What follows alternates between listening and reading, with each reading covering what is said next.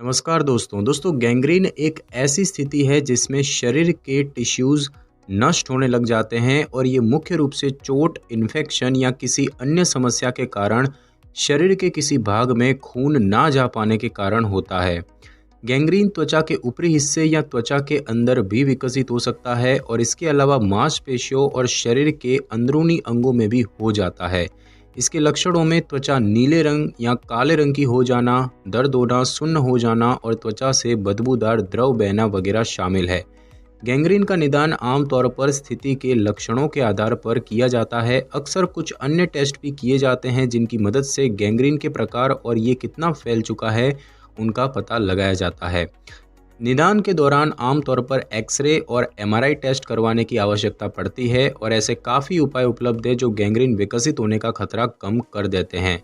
खून के बहाव को कम कर देने वाली डायबिटीज़ जैसी स्थितियों से बचाव करना, धूम्रपान और शराब छोड़ना वगैरह उपायों से खून का बहाव कम होने से बचाया जा सकता है।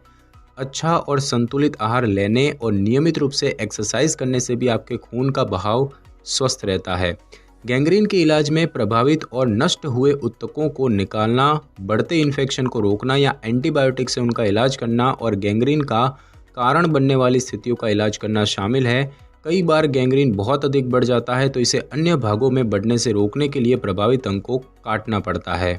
दोस्तों, जब आपके शरीर के किसी हिस्से में मौजूद टिश्यूज़ मरने लग जाते हैं तो उस स्थिति को गैंग्रीन कहते हैं और ऐसा अक्सर तब होता है जब आपके शरीर के टिश्यूज़ को पर्याप्त मात्रा में खून ना मिल पाए।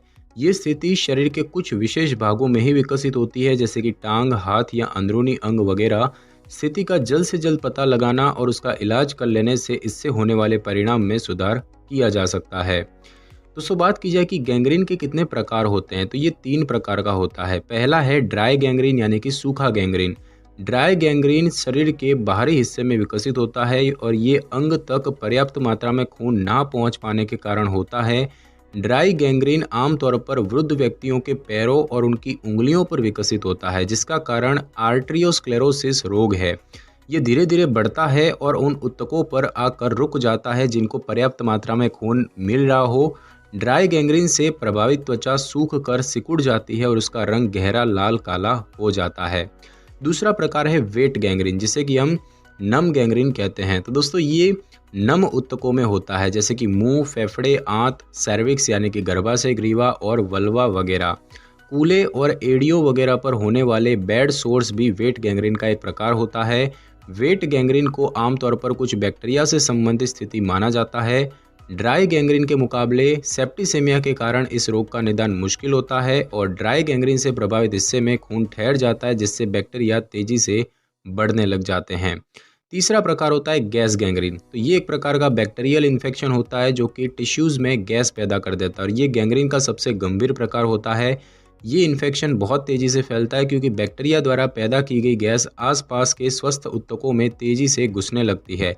इसके आसपास के टिश्यूज़ में बहुत तेज़ी से फैलने के कारण स्थिति को गंभीरता से लिया जाता है और एक मेडिकल इमरजेंसी के रूप में इसका इलाज किया जाता है। तो बात की जाए गैंग्रीन के लक्षणों की, तो वेट और ड्राई गैंग्रीन के कुछ मुख्य लक्षणों की बात करें तो शरीर के प्रभावित हिस्से का रंग खराब हो जाता है और अंत में गहरा काले रंग का बन जाता है और पूरी तरह से सूख जाता है। वेट गैंग्रीन से प्रभावित टिश्यूज़ में सूजन आ जाती है और त्वचा से बदबू आने लग जाती है। ड्राई गैंग्रीन से त्वचा पूरी तरह से सूख जाती है और रंग गहरा लाल या काला हो जाता है। गैस गैंग्रीन में काफ़ी बदबू पैदा हो जाती है और ब्राउन रंग का मवाद बनने लग जाता है। त्वचा चमकदार दिखाई देना और पपड़ी उतरना। गैंग्रीन से प्रभावित त्वचा और स्वस्थ त्वचा में साफ साफ अंतर दिखाई देना। प्रभावित हिस्से में दर्द होना और कुछ समय के बाद अंग को महसूस ना कर पाना और ना ही हिला पाना।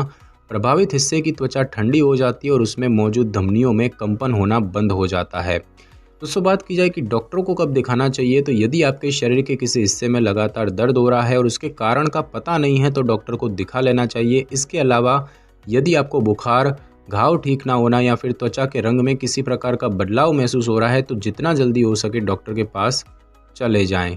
और अब हम दोस्तों जानेंगे कि गैंग्रीन क्यों होता है, इसके होने के क्या कारण होते हैं। तो दोस्तों, खून आपके शरीर को स्वस्थ रखने में एक बहुत ही महत्वपूर्ण भूमिका निभाता है और ये पूरे शरीर में कोशिकाओं के लिए पोषक तत्व और ऑक्सीजन ही नहीं पहुंचाता बल्कि पूरे शरीर में एंटीबॉडीज़ पहुंचाता है जो इन्फेक्शन से लड़ते हैं।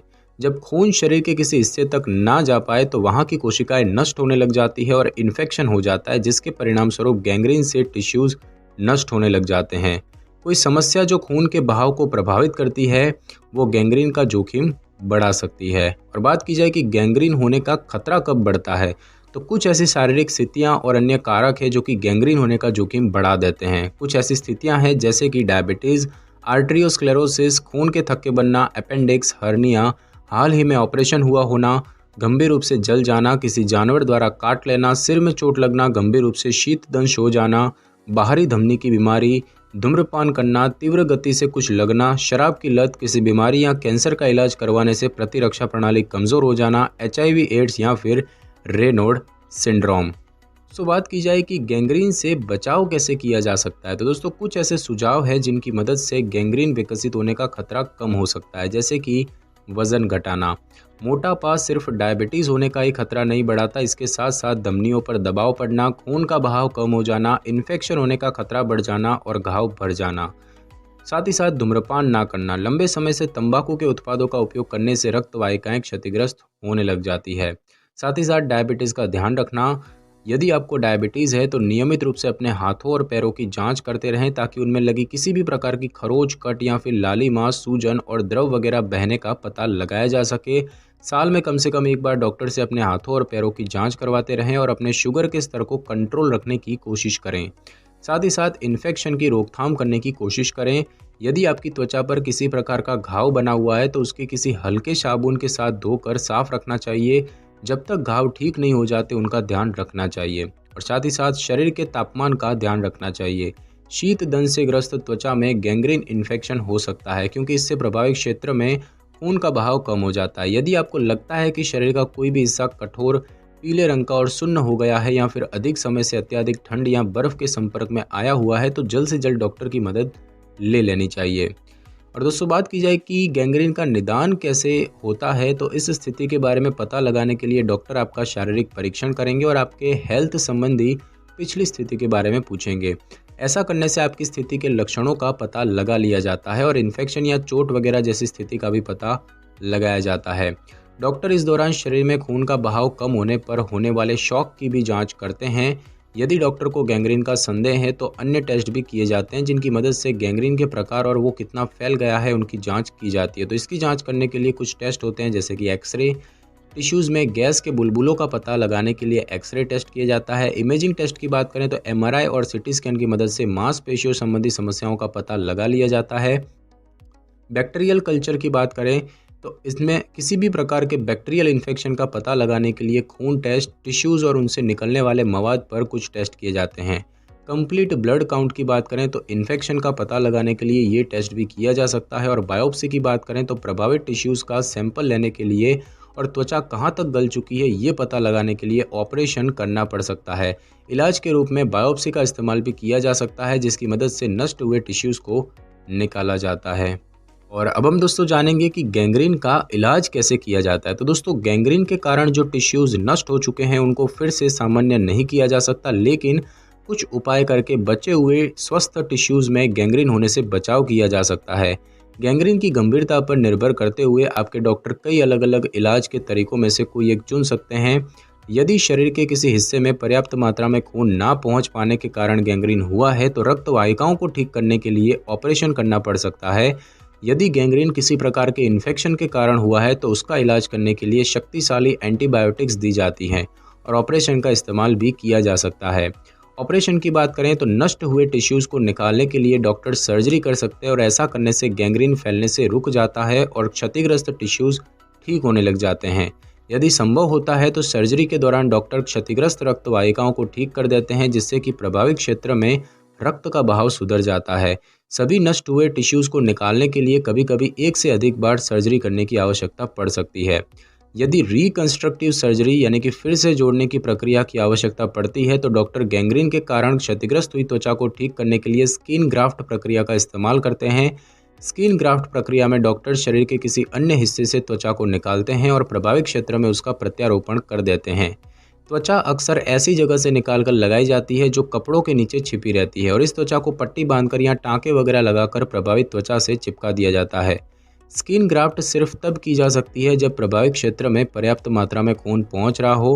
कुछ गंभीर मामलों में गैंग्रीन, जिसमें हाथों और पैरों की उंगली बुरी तरह से क्षतिग्रस्त हो जाती है और सर्जरी की मदद से उसे काटकर शरीर से अलग करना पड़ता है। कुछ मामलों में क्षतिग्रस्त अंग को निकालकर कृत्रिम अंग भी लगाया जा सकता है। और दोस्तों, एंटीबायोटिक दवाओं की बात करें तो यदि गैंग्रीन किसी प्रकार के इन्फेक्शन के कारण हुआ है या गैंग्रीन से प्रभावित हिस्सा संक्रमित हो गया है तो उसका इलाज करने के लिए एंटीबायोटिक दवाएं दी जा सकती है। एंटीबायोटिक दवाओं को नसों के द्वारा यानी कि इंट्रावेनस या मुंह के द्वारा यानी कि ओरल्स के रूप में लिया जा सकता है। यदि नष्ट हुए टिश्यूज़ को निकालने के लिए सर्जरी करवानी पड़ रही है तो डॉक्टर आपके लिए कुछ एंटीबायोटिक दवाएं लिख सकते हैं। जब तक इन्फेक्शन ठीक नहीं हो जाता, डॉक्टर एंटीबायोटिक दवाओं का कोर्स जारी रखने का सुझाव देते हैं। जब तक आप हाइपरबैरिक ऑक्सीजन थेरेपी को पूरा नहीं कर लेते, डॉक्टर तब तक आपको एंटीबायोटिक दवाएं लेने को कह सकते हैं। तो बात की जाए हाइपरबैरिक ऑक्सीजन थेरेपी की, तो सर्जरी और एंटीबायोटिक दवाओं के अलावा गैंग्रीन का इलाज करने के लिए हाइपरबैरिक ऑक्सीजन थेरेपी का इस्तेमाल भी किया जा सकता है। इस प्रक्रिया में ऑक्सीजन की मात्रा को बढ़ा दिया जाता है और ऑक्सीजन के स्तर को भी बढ़ा दिया जाता है और ऐसा करने से खून अधिक मात्रा में शरीर के सभी हिस्सों तक ऑक्सीजन पहुंचा पाता है। खून में ऑक्सीजन की मात्रा बढ़ने पर बैक्टीरिया तेजी से नहीं बढ़ पाते हैं क्योंकि वे ऑक्सीजन की गैर मौजूदगी में ही तेजी से विकसित होते हैं। ऑक्सीजन घाव को जल्दी भरने में भी मदद करती है और ये थेरेपी करने के लिए आपको एक विशेष मशीन में बैठा या लेटा दिया जाता है और इस मशीन में एक गद्देदार मेज़ होती है जो एक ट्यूब में चली जाती है और इस ट्यूब के अंदर बाहरी वातावरण के मुकाबले अधिक मात्रा में प्राकृतिक ऑक्सीजन होती है और ट्यूब के अंदर का वायु दाब भी बाहरी वातावरण के मुकाबले थोड़ा अधिक होता है। गैस गैंग्रीन के लिए हाइपरबैरिक ऑक्सीजन थेरेपी का समय अक्सर 90 मिनट होता है और आपको ये प्रक्रिया एक दिन में कई बार करवानी पड़ सकती है। इसके बाद दोस्तों, अन्य इलाज की बात करें तो रक्त के बहाव को ठीक करने के लिए अक्सर वास्कुलर सर्जरी की जाती है जिसमें कि बाईपास सर्जरी और एंजियोग्राफी वगैरह शामिल है। कुछ मामलों में खून के थक्के बनने से बचाव करने के लिए कुछ दवाएं भी लिखी जा सकती है। गैंग्रीन के अन्य उपचारों में तरल पदार्थ पीना, पोषक तत्वों का सेवन करना और दर्द और तकलीफ से राहत पाने के लिए दवाएं लेना वगैरह शामिल है।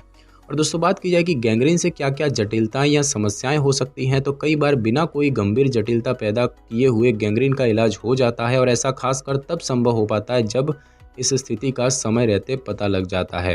हालांकि कुछ गंभीर मामलों में और खासकर जब इसका समय पर पता न चल पाए तो प्रभावित अंग को कटवाना पड़ सकता है। प्रभावित अंग को काटने की प्रक्रिया को एम्प्यूटेशन कहा जाता है। गंभीर मामलों में जब उंगली या फिर पूरा अंग क्षतिग्रस्त होकर पूरी तरह से नष्ट हो जाता है तथा जब इलाज करने का कोई भी विकल्प नहीं बचता तो ऐसी स्थिति में एम्प्यूटेशन की प्रक्रिया अपनाई जाती है, यानी कि उस अंग को काट कर अलग कर दिया जाता है। एम्प्यूटेशन से गैंग्रीन को अन्य अंगों तक फैलने से रोका जा सकता है या फिर पूरी तरह क्षतिग्रस्त अंग को हटाकर उसकी जगह कृत्रिम अंग लगाया जा सकता है। तो दोस्तों, आज की इस वीडियो में बस इतना ही। अगर आपको मेरी ये वीडियो और जानकारी अच्छी लगी हो तो वीडियो को लाइक और शेयर कर दीजिए और कमेंट करना बिल्कुल भी ना भूलें।